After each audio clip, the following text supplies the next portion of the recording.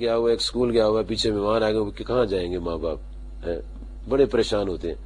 ہونا یہ چاہیے تھا زیادہ بچے خوشحال کنبہ.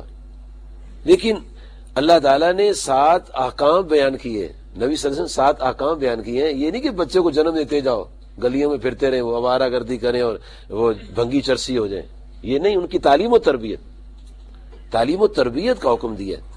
ادب سکھانا ہے, اخلاق سکھانا ہے, دین سکھانا ہے. جی نبی کریم صلی اللہ علیہ وآلہ وصحبہ وبارک وسلم کی ذات پاک نے یہ کوئی ایسا مقولہ نہیں دیا, کوئی آپ کا قول نہیں ہے کہ آپ نے فرمایا کہ بچے تھوڑے ہو تو خوشحال کنبہ ہوتا ہے.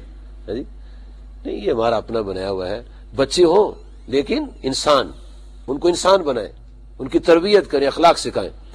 تو یہ عورت اور مرد پر جو ماں باپ بن جاتے ہیں ان پر یہ پہلا فرض ہے کہ اپنی اولاد کو قتل نہ کریں.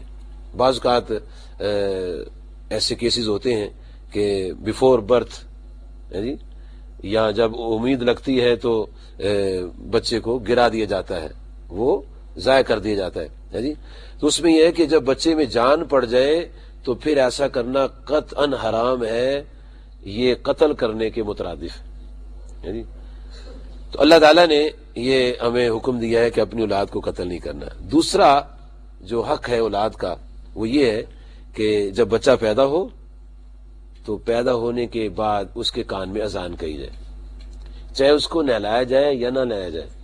یہ ایک علیحدہ چیپٹر ہے.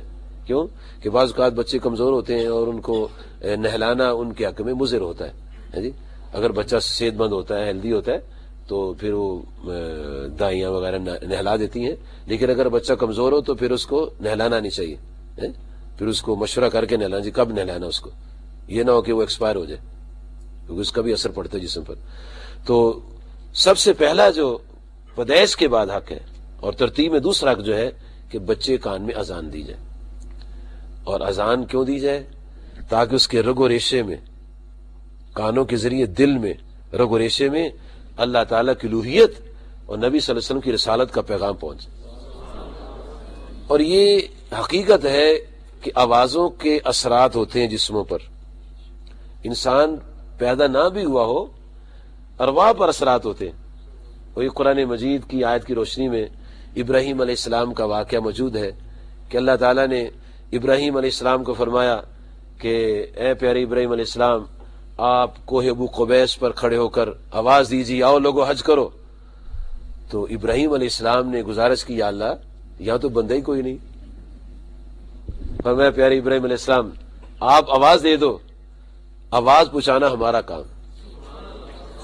تو جتنی ارواح نے پیدا ہونا تھا اللہ تعالیٰ نے سب ارواح تک وہ آواز پہنچا دی. یہ اللہ تعالیٰ کا اپنا کام, آواز پہنچانا اللہ کا کام ہے.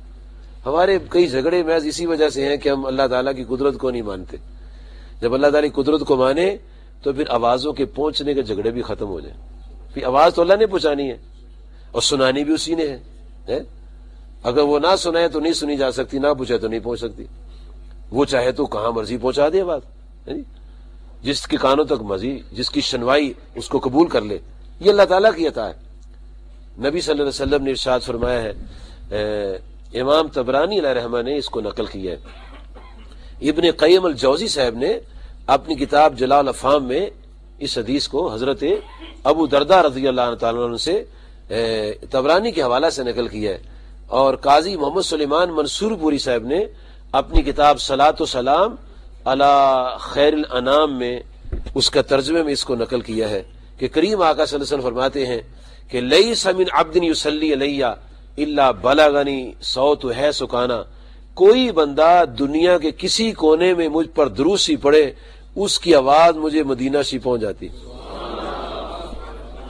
اب آواز, اب یہ الیکٹرانک میڈیا کا دور ہے, اب تو یہ کسی کو شک نہیں کرنا چاہیے, کسی کو جھگڑا نہیں کرنا چاہیے کہ آواز نہیں پہنچتی ہے. جی کہاں دنیا کا ایک کونا ہوتا ہے, دوسرے کونے میں کار کے اندر آدمی بیٹھا ہے, شیشے چڑھائے ہوئے, اس نے سردی اس کو لگ رہی ہے, وہ اپنے آپ کو بند کر کے بیٹھا ہے, پھر وہاں بھی آواز آ جاتی ہے. یہ آواز سائنس پہنچاتی ہے, وہ آواز اللہ خود پہنچاتا ہے. تو اللہ سے طاقتور تو کوئی نہیں ہے, اور سائنس کے اندر جو کمال ہے یہ بھی اللہ نے پیدا کی ہے. بندے میں جتنا بھی کمال ہے سب اللہ تعالیٰ کا ہے. کوئی انوینشن ہو, چاہے وہ کافر انوینشن کرتا ہے یا مسلمان انوینشن کرتا ہے، ایجاد کرتا ہے، یہ اللہ تعالیٰ ہی فہم دیتا ہے. اللہ تعالیٰ کے فہم دیے بغیر کوئی کچھ نہیں کر سکتا. جس نے بھی جو بھی کیا ہے جی وہ اللہ تعالیٰ کے فہم دینے سے ایسا ہوتا ہے. تو اللہ تعالیٰ آوازیں پہنچاتا ہے. صحابہ کرام رضی اللہ عنہم نے عرض کیا، یا رسول اللہ صلی اللہ علیہ وسلم ایک بات عرض کرنا چاہتے ہیں کہ آپ نے فرمایا کہ کوئی کہیں سے مجھ پر درود شریف پڑھے، اس کی آواز مجھے پہنچ جاتی ہے، تو جب آپ دنیا سے تشریف لے جائیں گے وبعد وفاتک، آپ کی وفات کے بعد کیا ارشاد ہے؟ فرمایا گھبراؤ نہیں، وبعد وفاتی، وفات کے بعد بھی آوازیں پہنچیں گی. کیوں؟ ان اللہ حرم علی الارض ان تاکل اجساد الانبیاء، اللہ کریم نے زمین پر حرام کر دیا ہے وہ انبیاء کے جسموں کو نہیں کھاتے.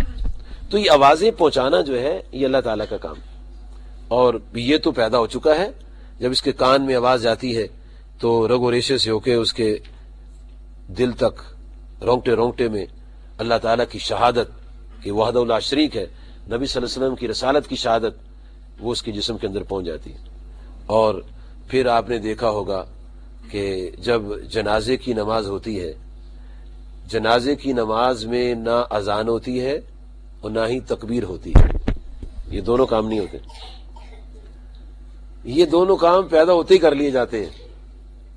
جب انسان پیدا ہوتا ہے اس کے کان میں اذان کہی جاتی ہے اور اقامت بھی کہی جاتی ہے. دائیں کان میں اذان اور بائیں کان میں اقامت. اور پھر جب آدمی فوت ہوتا ہے تو پھر جنازہ پڑھا جاتا ہے، اور ہمیں اس حال سے سمجھایا گیا کہ تمہاری بس زندگی اذان، اقامت اور جماعت کے درمیان کی زندگی. اتنی مختصر سی زندگی، 100 سال کے بعد بھی انسان کہتے کل کی بات ہے.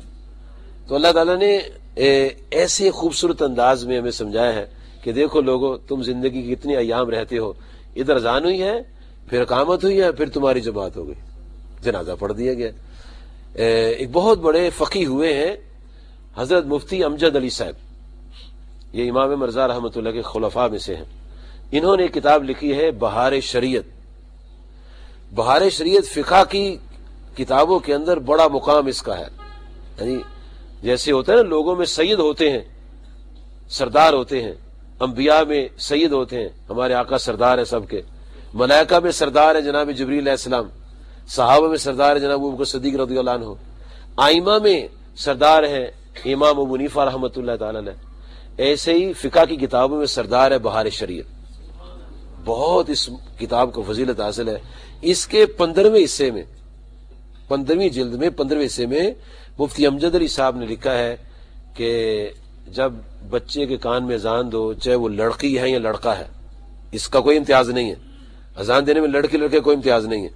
4 دفعہ اذان اور 3 دفعہ اقامت، یہ بہار شریعت میں 15ویں حصے میں لکھا ہوا ہے. عام طور پر لوگ ایک دفعہ اذان دے لیتے ہیں، ایک دفعہ اقامت کر لیتے ہیں. تو یہ انہوں نے برکات اور فیوز جو ہے ان کو مزید انڈھیلنے کے لیے یہ ترتیب فرمائی ہے. نبی صلی اللہ علیہ وسلم نے خود اپنے نواسے حضرت امام حسن رضی اللہ عنہ کی کان میں اذان عطا فرمائی تھی. کتنے خوش نصیب ہے جن کے کان میں آواز گئی اور ان کے رگ و ریشے میں کیسی آوازیں پہنچی اور کس طرح انہوں نے زندگی گزاری اور کیسی شان سے زندگی گزاری کہ آقا صلی اللہ علیہ وسلم نے ایک تو ان کے جنتیوں کے سردار ہونے کی خوشخبری دی، اور دوسرے فرمایا ایک وقت آئے گا میرا یہ شہزادہ مسلمانوں کی 2 جماعتوں میں صلح کرائے گا. آقا صلی اللہ علیہ وسلم نے ان کے کان میں آواز عطا فرمائی. یہ حضرت ابو رافع رضی اللہ عنہ اس کی روایت کرتے ہیں. پھر یہ اذان کا فائدہ یہ ہوتا ہے کہ جب اذان کہی جاتی ہے شیطان بھاگ جاتا ہے. یہ شیطان کے خلاف اعلان جہاد ہے. اذان شیطان کے خلاف اعلان جہاد ہے. تو پیدا ہوتے ہی بچے کے کان میں اذان کہی جاتی ہے تاکہ شیطان اسے بھاگ جائے اور اللہ تعالیٰ اس کو شیطان سے محفوظ فرمائے. اور ویسے بھی جب اذان ہوتی ہے تو نبی صلی اللہ علیہ وسلم فرماتے ہیں کہ اذان سن کر شیطان اتنی دور تک بھاگتا ہے جہاں تک آواز جاتی ہے، اس سے آگے نکل جاتے ہیں. اور یہ مؤذن پکار کرتا ہے، یہ اللہ تعالیٰ کی طرف سے اس کی پکار ہے. ہم کہتے ہیں شاید مسجد کا یہ مؤذن پکار رہا ہے، نہیں، اللہ تعالیٰ کا نمائندہ پکار رہا ہے. اور اللہ تعالیٰ کے نمائندے نے کتنی خوبصورت پکار کی، حی علی الصلاۃ حی علی الفلاح، آؤ نماز کی طرف، آؤ کامیابی کی طرف. اور اللہ کا نمائندہ یہ پکار کے کہہ رہا ہے اگر اب کامیابی ہے تو اسی کام میں کامیابی جس کے لیے تمہیں بلایا جا رہا ہے. تو بچے کے پیدا